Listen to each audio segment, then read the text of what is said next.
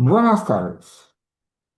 En la línea de actividades que nos hemos propuesto realizar a través de Derecho y Debate, estamos abordando, tal como ha sido el trabajo en la publicación, que ya lleva más de 170 ediciones,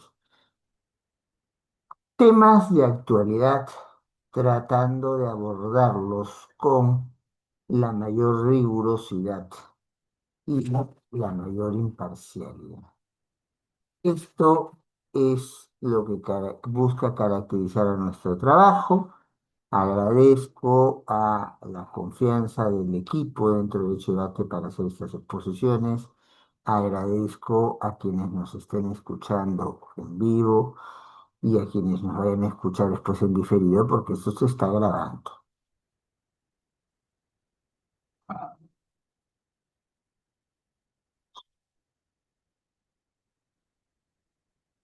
Bueno, algunos accidentes. Eh, Aquí hay que comenzar planteando las cosas en un orden que suele ser el más claro para manejarse, que es el orden cronológico. Ya Vizcarra había dejado de ser gobernador de, de Moquegua. En Moquegua él fue gobernador desde el año 2011 hasta el 2014 y incursiona en la vida política ya no regional, sino nacional, yendo como vicepresidente de Pedro Pablo Kuczynski en el 2016, y luego Pedro Pablo Kuczynski, presionado por algunas revelaciones donde se parecía acreditar su vinculación entre lo público y lo privado y el favorecimiento en ese sentido con el uso de información clasificada y hasta se dice, porque eso todavía está en una investigación pagada, bueno, convoca a todo el gabinete que estaba allí presente en Lima. Vizcarra había sido enviado como embajador a Canadá por el Perú y, bueno, renuncia. Pero ya en el año 2020 a esto de más o menos de octubre del año 2020, vamos a tener que en algunos medios de comunicación va a darse algunas revelaciones. Bueno, ya Vizcarra venía con problemas, entonces ya al poco tiempo que comienza estas revelaciones, en noviembre lo vacan.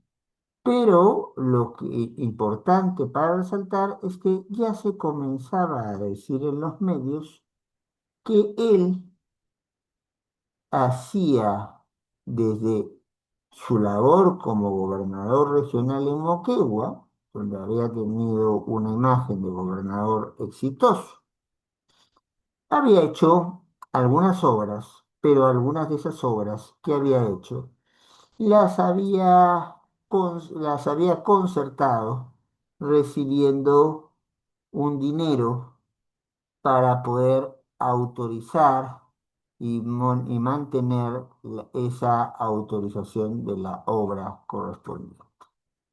Estamos hablando entonces de lo que en derecho se llama un cohecho pasivo. Cohecho es soborno. Y en un soborno hay por lo menos dos partes. Hay quien facilita el soborno, entonces, y hay quien lo recibe.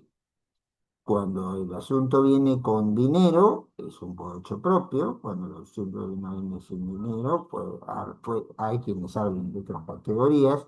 Pero lo importante para efectos nuestros es que hay no solo un caso, sino dos casos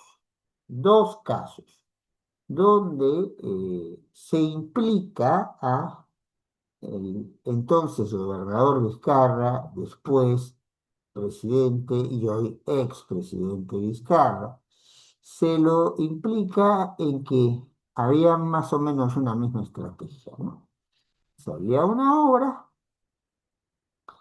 en algún caso, entonces el caso del hospital era un intermediario de Vizcarra que hablaba, entonces en otro caso, como es el de Lomas de Hilo, era el mismo Vizcarra quien se ponía a disposición de las compañías para decirle si tú quieres ganar esta licitación para poder hacer, en su caso, pues, la remodelación del hospital, en su caso, las obras que se han denominado lomas de hilo.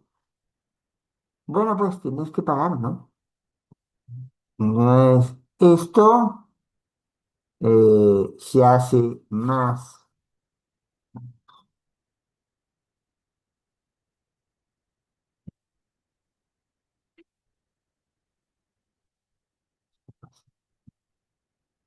esto se hace más notorio después de la vacancia de Carra. Entonces, allí ya comienza el Ministerio Público, más o menos hacia marzo del 2021, a realizar una investigación. Y producto de ese inicio de investigación, como ustedes bien saben, si el delito tiene una gravedad mayor de una cantidad de años, 4 si mal no recuerdo, si hay una implicancia directa con el delito y si hay peligro de obstaculización con lo que está haciendo o peligro de fuga, entonces lo que queremos es asegurar que no se distorsione el real resultado del proceso y acto seguido lo que se va a pedir es la medida de restricción de la libertad personal más importante antes que a alguien, si le toca, le caiga una condena. Bueno, ya para marzo del 2021, para que vean que esto tiene su tiempo dando vueltas, ya había pedido el Ministerio Público con los elementos de investigación que contaba, no con una investigación terminada, pero había suficientes elementos como para decir, esto huele mal y mejor evitemos que Vizcarra se vaya del país.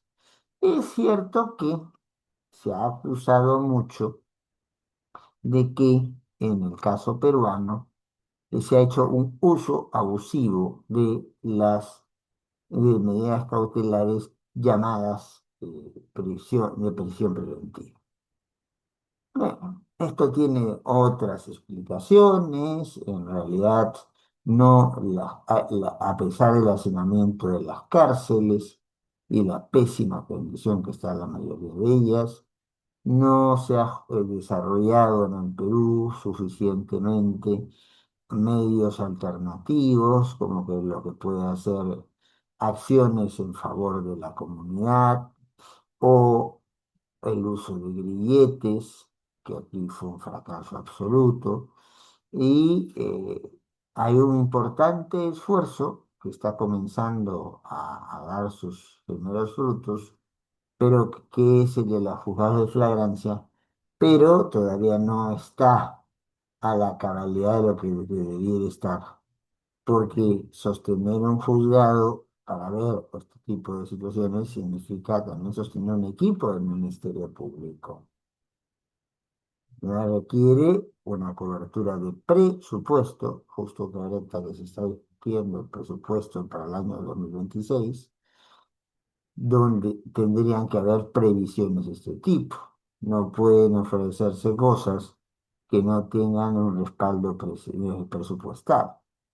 Como hace muy poquito hemos visto que un alto funcionario, presidente, Consejo de Ministros, anuncia que se van a dar una cantidad de becas cuando uno mira el detalle del presupuesto, no hay fondo alguno para esa cantidad de becas.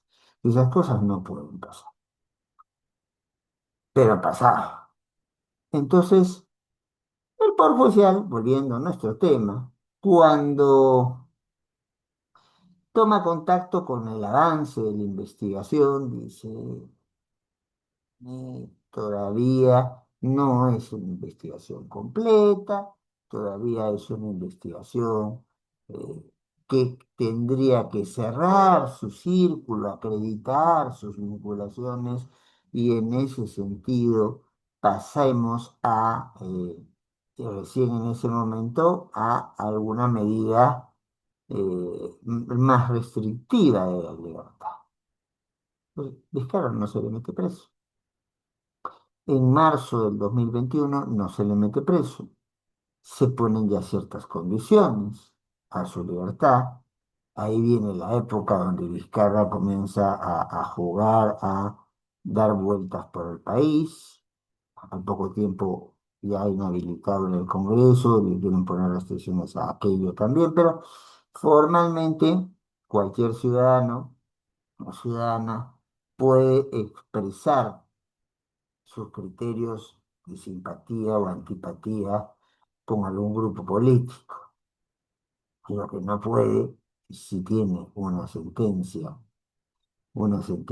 que le condene en primera instancia por la comisión de un delito, o si está inhabilitado, no puede postular.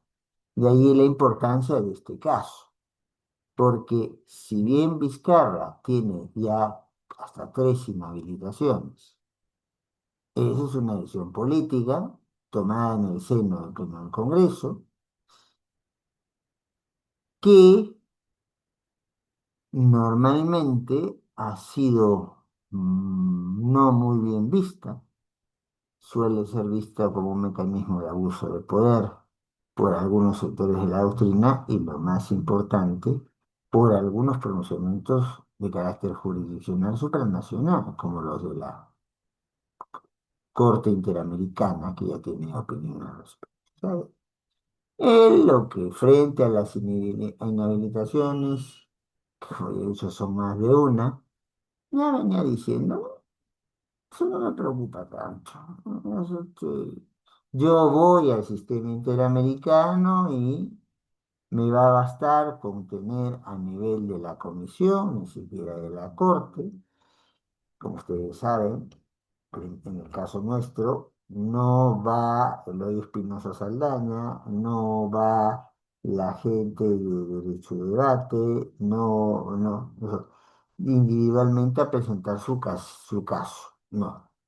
El caso se presenta ante la comisión. La comisión prepara informes, recomendaciones y cuando lo cree conveniente, hace suyo el caso y actúa cual las veces si fuera el Ministerio Público, ¿no? Va a acusar.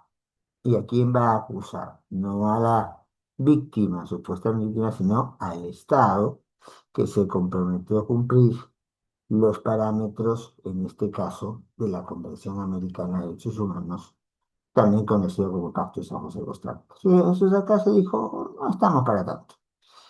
Pero pasa el tiempo y ya más de un año después, la investigación está completa. Ya la investigación no tiene, según el Ministerio Público, más vuelta que darle. Y en diciembre del año 2022 ya hay una formulación de la acusación. Para los que no están tan familiarizados con el proceso penal, hay que decir que en muchos delitos las partes pueden plantearlos, pero en otros el Ministerio Público actúa de oficio. Pero en cualquiera de esas consideraciones, el Ministerio Público es el que hace acopio para ver si hay comportamiento delictivo o no, y en ese sentido es que acusa. En ese sentido es que acusa. Pero entonces acusa y pide por esa acusación, por lo que considera que se ha cometido una situación de cohecho pasivo, entonces eh, pide 15 años de cárcel para Vizcarra. Ojo, esto por su actuación regional. Nada tiene que ver con las cosas que hayan surgido y que están en este momento en discusión, ya sea conversal o incluso judicial, de sus actuaciones como presidente de la República. Bien, recién en marzo del año 2024, los tiempos pasan y a veces pesan, pero allí vamos a tener que se termina el control de acusación. O sea, ¿qué quiero decir con esto? El fiscal puede plantear lo que quiere, el fiscal, pero tiene que convencer al juez o a la jueza del caso, que ojo, siendo casos ocurridos cuando Vizcarra no era presidente de la República, sino como gobernador, no tiene los privilegios de los artículos 99 y 100 de la Constitución. Va como cualquiera de nosotros. ¿Ya? Entonces, ahí, control de acusación, la miran, dicen, bueno, sí está bien, en realidad a este señor hay que iniciarle el proceso. Pero ahí lo que vamos a tener es que entonces, una vez iniciado el proceso, vamos a contar así que con algún pedido hecho por el abogado Vizcarra, cuando ya ha comenzado propiamente el proceso a darse desde octubre del 24, vamos a tener un pedido de entonces a que entonces se proceda a la prisión preventiva. Mire, ya, son muchas las cosas acumuladas. El señor se ha puesto, sabe que no puede ser candidato a la presidencia de la República, o por lo menos que mientras que si lo amparás, el sistema interamericano, eso va a tomar tiempo y las elecciones están cada vez más cerca, entonces comienza a darse vueltas como por todo el país y comienza a plantear la posibilidad, hasta hoy no descartada, de que su hermano, Mario, entonces, y firman en muchos documentos los dos como M. Vizcarra, vaya de candidato en la plancha de un grupo que han formado que se llama Perú Primero. En algún momento, Vizcarra perteneció a Somos Perú e incluso gana las elecciones como congresista por Somos Perú. Pero claro, cuando ya se le abre esta instrucción y sobre todo cuando hay inhabilitaciones dadas por el Congreso, Vizcarra pierde la curul y ahí curiosamente es que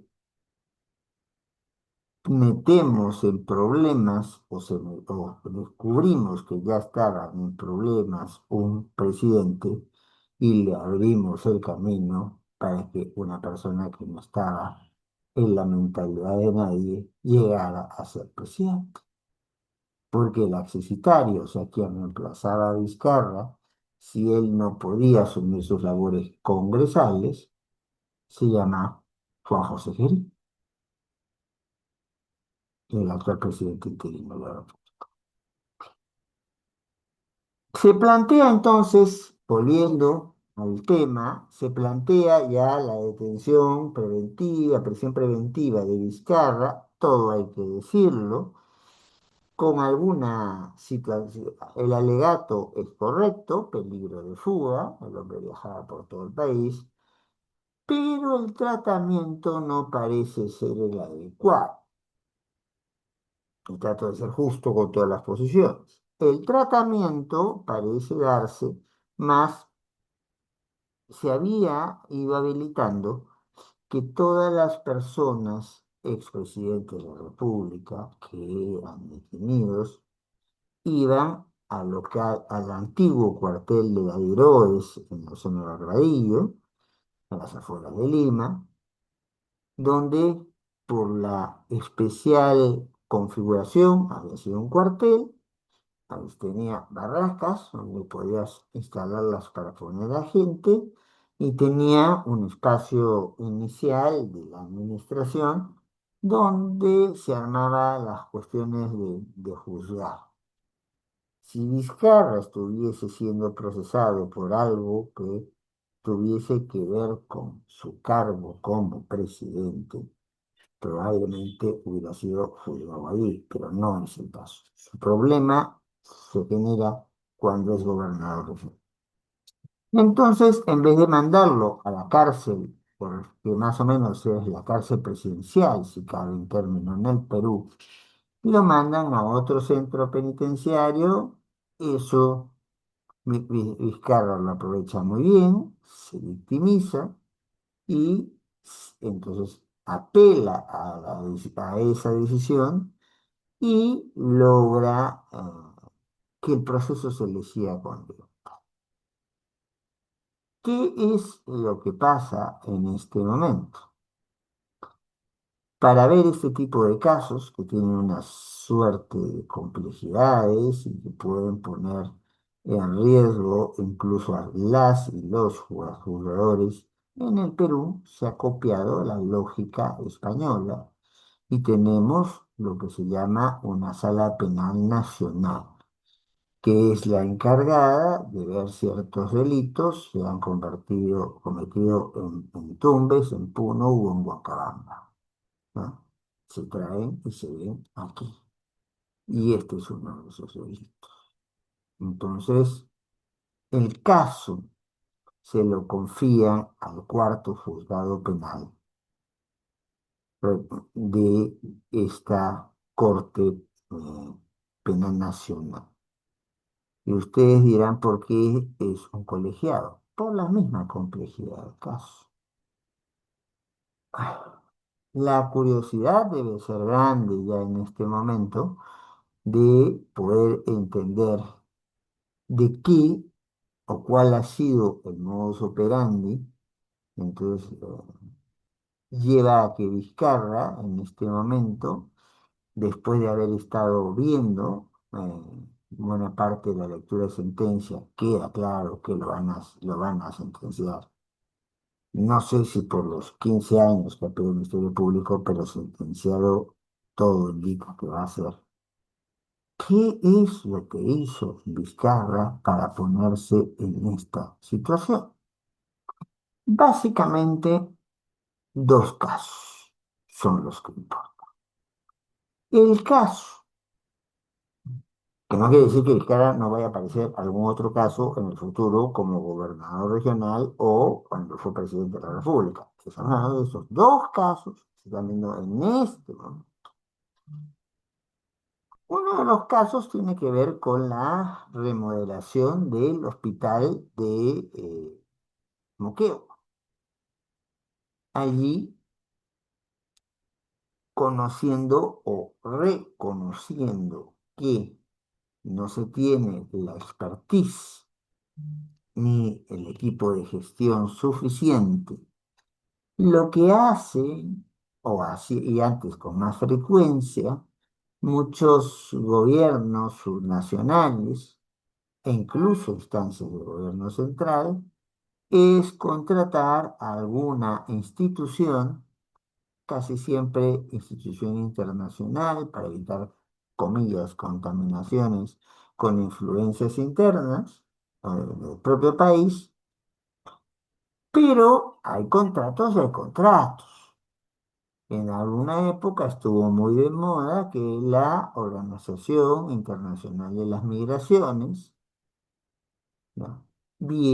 Por una cantidad, un 2 o 3% de lo que era todo el trabajo a realizar, diseñar el proyecto, evaluar a los postores, ver cómo se está ejecutando, ver qué es lo que se entrega, dar conformidad a lo que se entrega.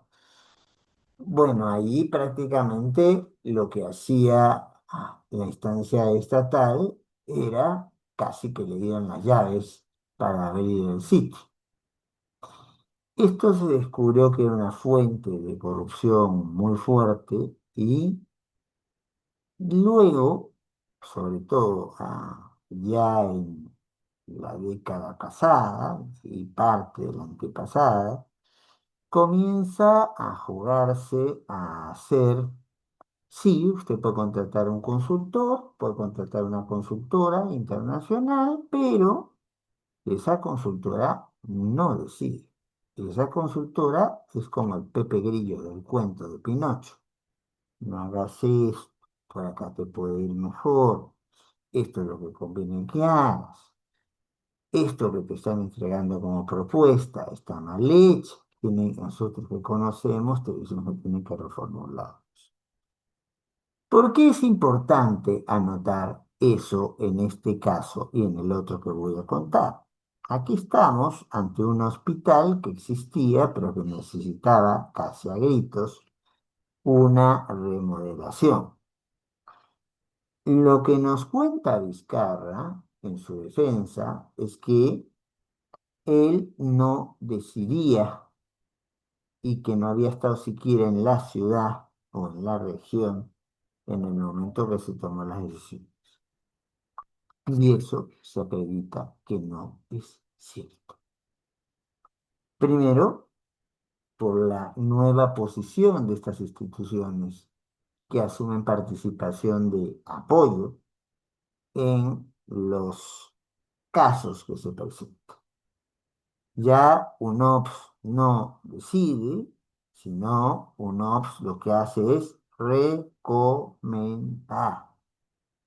Yo voy como un postor, bueno, entonces a decir, por 130 millones puedo rehabilitar ese hospital y te dicen, no, pues esto no cuesta 130, esto cuesta 100. Y si tú no me traes tus términos reajustados a 100, pues yo le voy a recomendar a quien me ha contratado que tú no seas el que puedas hacer la obra de remodelación. O lo que puede pasar es que yo vaya, sí, y presente un muy bonito proyecto para un hospital, pero me olvide de poner ascensores.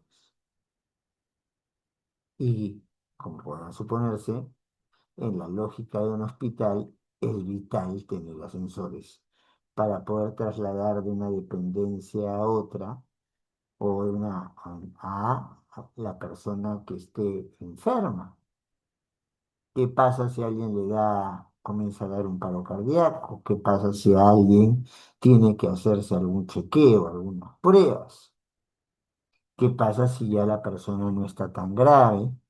A mí me tocó 10 UCIs, de las cuales he salido felizmente de todas, pero claro, llegó un momento donde ya no era necesario que estuviera en UCI, sino en un cuarto, digamos, habitual, ¿no?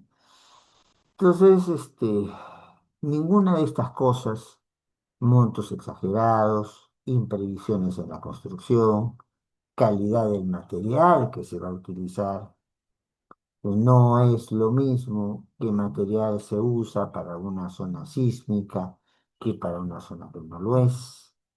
No es lo mismo el material que se usa para unas zonas sumamente lluviosas que para algo que no lo es. Pues todas estas cosas, quien va a evaluarlas y va a recomendar es UNOPS. ¿Qué pasa en el término del hospital? En el término del hospital vamos a tener que se está hablando de una obra de 126 millones de soles. Llega la propuesta a UNOPS, UNOPS pide mejorar la oferta. Y en ese contexto, un muy cercano amigo del presidente Vizcarra, a quien llevó incluso Vizcarra después como ministro, el señor Hernández, conversa con uno de los, uno de los, digamos, voceros, digamos, propietarios, digamos, bueno, una persona importante dentro de la dinámica de la empresa contratada, el señor Granados. Y según dice Hernández, que ya se ha puesto en condición de colaborar eficaz, en este caso hay como 6 personas reconocidas como colaboradores eficaces, va a decir que recibió el mensaje y el mensaje era muy claro. ¿Tú quieres la obra? Sí. Si quieres la obra, que son 126 millones, ¿ya? Vas a tener que arriesgar un poquito, una nadita, ¿ya? Solamente 1.300.000 soles pedidos para el gobernador regional. O sea, por eso es que le permiten a Hernández ser colaborador eficaz. No está pidiendo para él, está pidiendo para otro, está haciendo de intermediario. Entonces, no es el pez grande, es el pez mediano o el pez pequeño. Es, y acuerdan y pactan, y los testigos lo han dicho, pactan por un pago en cuotas, donde se recibía 100.000 soles en algunos casos y en algunos otros casos se va a recibir 200.000. Frente a esto, llega a terminarse la obra, se acepta la obra, pero como todo comienza a hacerse una investigación de todo lo que ha sido el manejo de dinero público, sobre todo para obra pública, caen los colaboradores eficaces, comienzan a hablar, se hace la investigación. UNOPS sale a defenderse diciendo que ella hizo solo un trabajo técnico, no tomó decisiones.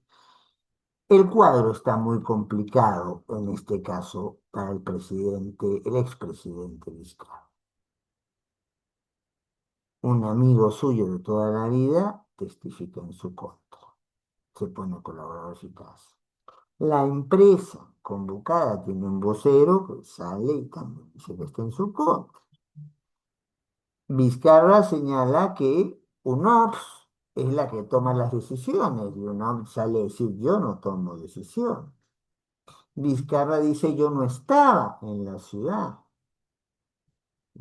pero todos sabemos que existen firmas digitales, por no hablar de otras cosas, para poder acreditar mi firma en un momento cuando esta es indispensable para resolver cualquier tramo. Es más, hoy en el Poder Judicial estamos más familiarizados cada vez con que puede haber entrega de escritos con firmas virtuales y nadie se escandaliza por eso.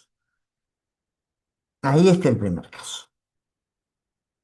Se pide, se entrega, ya hay elementos porque hay llamadas de Vizcarra a Hernández diciéndole, oye, ya estamos en enero, ya estamos en febrero y pasó enero, como diciéndole, oye, ya van 2 meses que no me vas pagando. ¿Mm? Entonces, ¿qué se puede hacer al respecto? Arréglalo. Pues eso refuerza la evidencia que Vizcarra no estaba al margen, sino estaba completamente al tanto de lo que ocurría. Vamos al segundo caso, el llamado caso de las lomas de Hilo. La lógica es parecida. Se contrata desde el gobierno regional de Moquegua a UNOPS. Pero claro, UNOPS tampoco decide, UNOPS recomienda, y cuando va a haber una propuestas, Pues, si fuere conveniente, reajusta. Al día siguiente que se da el reajuste, aquí, según está en los actuados del expediente, en las gestiones registradas que se han hecho en el expediente, obviamente el expresidente Vizcarra lo niega todo, dice que esto es una farsa, es una conspiración política en su contra, pero ahí se prueba que habla Vizcarra con Elar Tejeda y luego también alguna comunicación con su hermano, que son los que cortan el jamón, como eran los españoles, los que toman las decisiones dentro de la empresa a la cual estaba peleando por lo de Lomas de Hilo. Y ahí le hace una conversación diciéndole que él puede acreditar que se les conceda la obra en cuestión, pero esto no va gratis. Esto les va a costar 1 millón de soles y hay elementos dentro del proceso que acreditarían depósito por 400.000 soles en enero del 2014 y un depósito posterior de 600.000 soles. Bueno, obviamente le dan la obra a esta empresa, entonces es una obra un poquito más chiquita que la otra, no cuesta la obra 126 millones y por eso tal vez el cobro sea más barato. Terminada toda la investigación que ha tomado, como ustedes puedan darse cuenta, desde el aviso mediático hasta hoy, prácticamente 5 años, hoy estamos llegando al momento donde un juzgado colegiado, integrado por 3 personas, la presidenta Fernanda Yasta, entonces, y 2 magistrados más. La presidenta es la ponente del caso y ya está en este momento leyendo su sentencia, pero bastaba con escucharla para darse cuenta de que el final ya está puesto,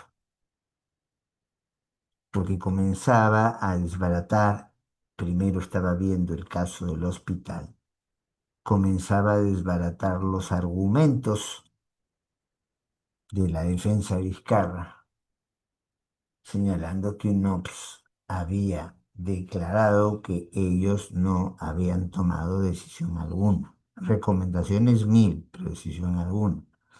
Está el testimonio de Hernández. Yo sí. Entonces hice de intermediario para proponer, hice de intermediario para recibir y para que no sea Vizcarra necesariamente el que reciba. Aunque en alguna parte de uno de estos dos procesos se va a hablar de que el mismo Vizcarra fue a recogerlo, comillas, suyo. Este juzgado no es de los que les tiembla la mano. Este juzgado ya ha resuelto 2 casos vinculados a la dinámica de corrupción de Lavallato, ¿ya? Uno es el caso de Alfa Consult y otro es el caso del Metro de Lima. Ahí sí, con mala suerte, porque el principal responsable de la situación delictiva cometida era el viceministro aprista del segundo gobierno de Alan García, el señor Cuba, ¿ya? Que se ha fugado del país. Ahí hay un trabajo extra que se va a tener que hacer para poder traerlo, y eso no siempre es fácil, ¿no? Si no, miren, hay gente que se puede esconder y hay gente a la cual la dejan que se esconda. ¿Cuáles son entonces las posibilidades que nos da este caso y las precisiones para ir terminando con lo cual nos juega esta situación? En primer caso, no estamos hablando de un documento, de una acusación hecha al presidente Vizcarra, sino al gobernador Vizcarra. Por eso esto no pasa por el trámite del 99 y el 100 de la Constitución. Si hubiera ocurrido con Vizcarra presidente, otro sería el cantar. Dos, no existen controles suficientes y si están previstos, no son eficaces para evitar este tipo de situaciones que lamentablemente han sido muy comunes en el país. Y la respuesta ha sido más bien la cultura de la desconfianza dentro de los espacios contralores y claro, ponen en la pared a uno, pero ponen en la pared a 100 más que nada tiene que ver. Lo único que hace eso es debilitar la legitimidad del control. Entonces, el control es como el auto mecánico, no el automático. Tú tienes que en algunos casos poner el freno y en otros casos tienes que poner el acelerador. Tienes que darte cuenta que no puedes limitar la libertad personal de alguien, no puedes poner en riesgo la buena reputación de alguien si no tienes elementos suficientes para aquello.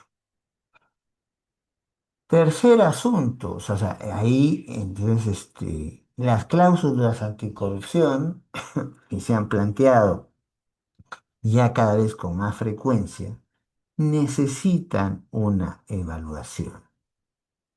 Ya hablando no como profesor de constitucional, sino como profesor de administrativo, ¿qué tan eficaces han resultado estas cláusulas en un país que pierde un enorme porcentaje dentro de su presupuesto por comportamientos de corrupción?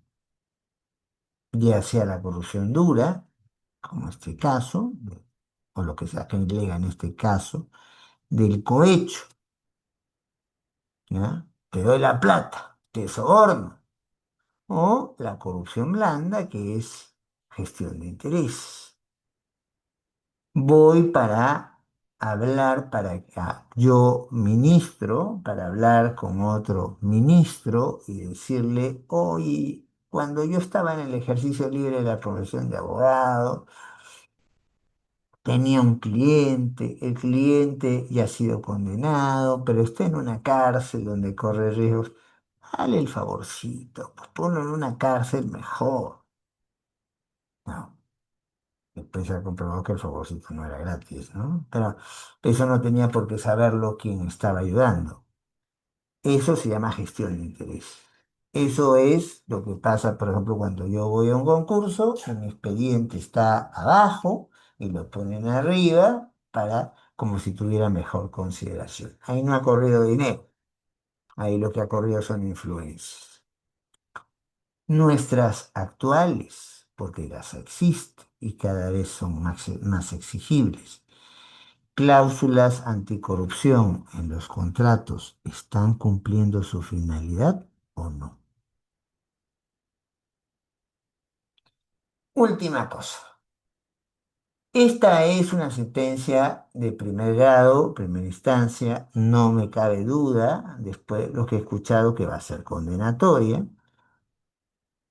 es apelable, pero hay que tomar en cuenta ciertas situaciones que van de la mano de esto. Por la gravedad del delito que se implica, no va a estar el señor expresidente Vizcarra en su casa. No, lo más probable es que lo pongan en un centro penitenciario y ya veremos en cuál. ¿Ya?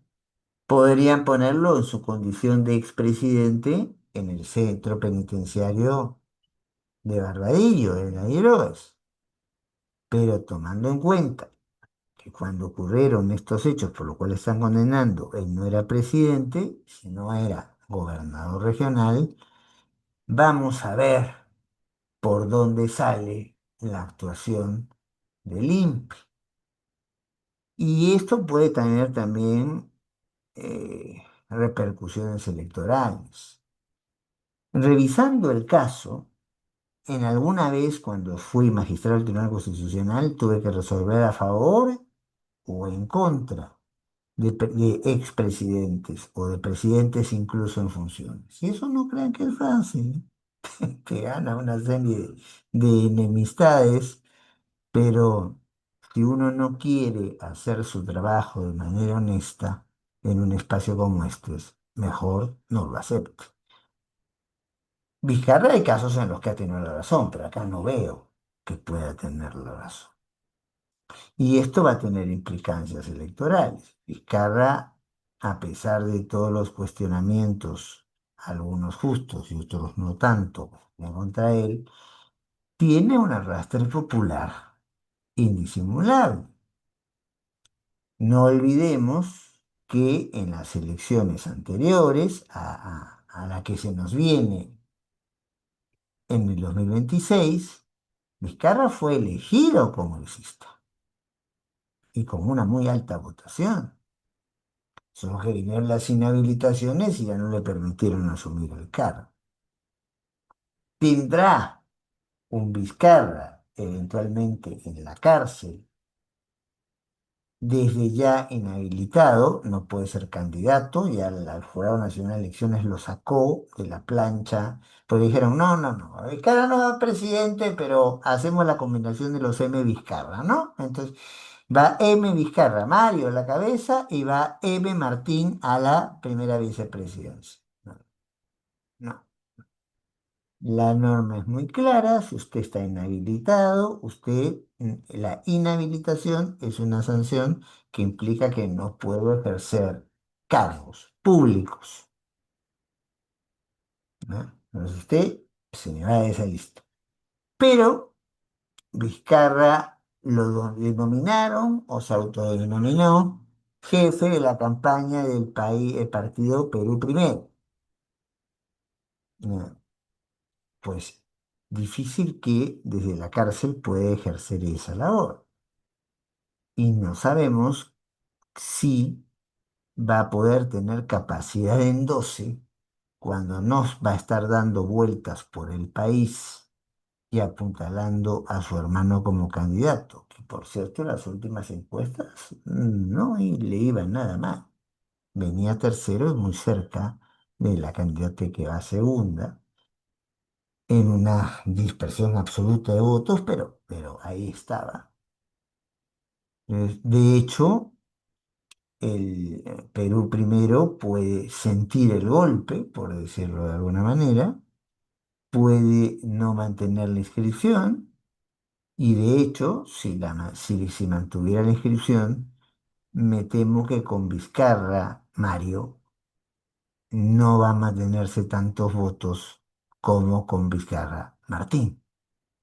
Y pueden tener una representación muy pequeña o pueden alcanzar a no tener representación en el Congreso, por más que ahora haya una elección por dos cámaras. Bien, esta situación nos deja varias reflexiones. Obviamente, nadie tiene corona y si con el uso de los fondos públicos o para favorecer la asignación de una obra pública o de una concesión pública, recibimos algún tipo de favor, eso no solamente es poco ético, sino que en principio es delictivo. Los tipos penales tienen que estar planteados, tipicidad, y ser planteados de manera clara, precisa, taxatividad y guardar una relación de adecuación frente a la gravedad de lo hecho. proporcionalidad. Yo creo que en este caso concreto habría que ver cuál es la pena que se le pone para ver qué tanto se cumple, pero que pena hay con todos los elementos que se están viendo, pena hay. Y las elecciones, si se cumple con el cronograma planteado, son en abril del próximo año y estamos ya en noviembre del año 2025. No creo, sinceramente, que si lo detienen ahora, condenándolo por 15 años o por menos, vaya a haber vaya a haber una corrida de una apelación y esa apelación se la concedan o le digan, vamos a seguirle el proceso, pero con ya en libertad, con las fórmulas de la comparecencia restringida, si se lo diera, ¿no? Esto no va a ser de inmediato. Para los que hemos trabajado y trabajamos los temas jurisdiccionales, ya hablar, si no tengo algo programado a fines de noviembre, es que me lo van a ver el próximo año. Y ya se hay una directiva del Poder Judicial publicada hace unos días, donde todo lo que se quiere evitar es que haya personas que pasen, no, expedientes que pasen por varias manos. Entonces se está buscando juntar los turnos de vacaciones, tanto del personal jurisdiccional como el personal administrativo que apoya al jurisdiccional, en el mes de febrero. Y solamente se llegarían algunos juzgados de emergencia, algunas salas de emergencia, porque claro, puede pasar alguna falta, puede pasar algún delito, puede pasar la violación de algún derecho en el tiempo y no vamos a decir cerrada la solución de conflictos en el Poder Judicial por todo un mes. Pero de hecho no va a haber la posibilidad real, si esa es la fórmula, ¿no? De poder movilizar mucho los casos. Y después de febrero viene marzo. Y las elecciones son en la primera quincena de abril. La afectación que puede tener esto en Perú primero y por ende en el resultado de una elección que hasta ahora, según las encuestas, viene muy, muy ajustada, con un candidato que le lleva 2 puntos o 3 a sus perseguidores más cercanos, entre los cuales está el señor Mario Vizcarra, puede cambiar todo mucho. Puede generarse una lógica de victimización de Vizcarra, aunque yo creo que en este momento, en esta situación en particular, víctima no es, creo que los jueces están actuando bien, habrá que ver la sentencia para ver si hay alguna cosa que mejorar o no. No me cabe la menor duda que Vizcarra va a apelar esta sentencia y también que esa apelación va a buscar que sea para pasar a un escenario de me sigan el proceso, pero con comparecencia, me sigan el proceso, pero yo estando en mi casa, y eso no lo hago muy fácil de conseguir.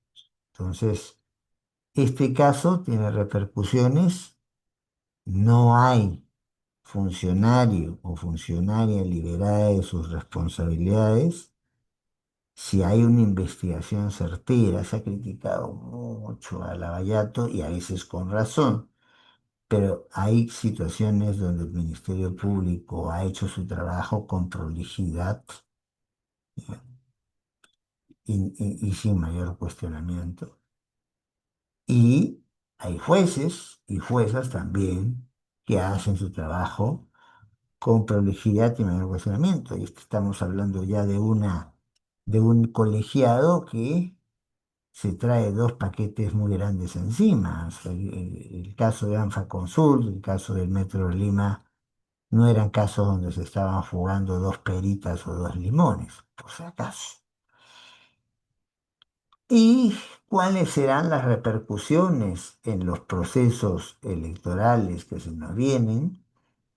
No solamente en la presidencia de la República, en las dos cámaras del Congreso y el Parlamento andino, sino hacia finales del año 2026, en las más de 100 provincias y en los más de 1000 distritos también va a haber elecciones.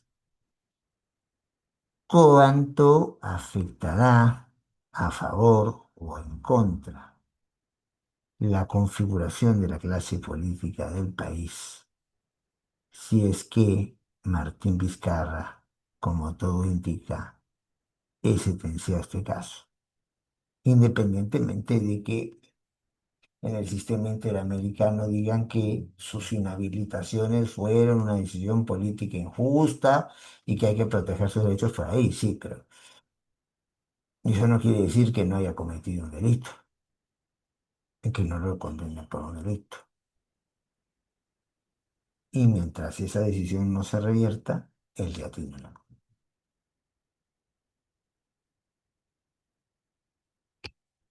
Eso es más o menos lo que quería explicarles. Muchísimas gracias por su atención, a quienes nos han acompañado en esta situación. Muchísimas gracias, como no, al equipo de Derecho y Debate por ser tan, haber ellos mismos planteado la idea de que hay temas que no hay que esperar que otros los expliquen, sino que ahí tenemos que explicarlos nosotros en la medida que podamos tener un mayor acercamiento para hacerlo. Un agradecimiento también para quienes no hayan podido escuchar directamente esta situación, sino que lo tengan que hacer de manera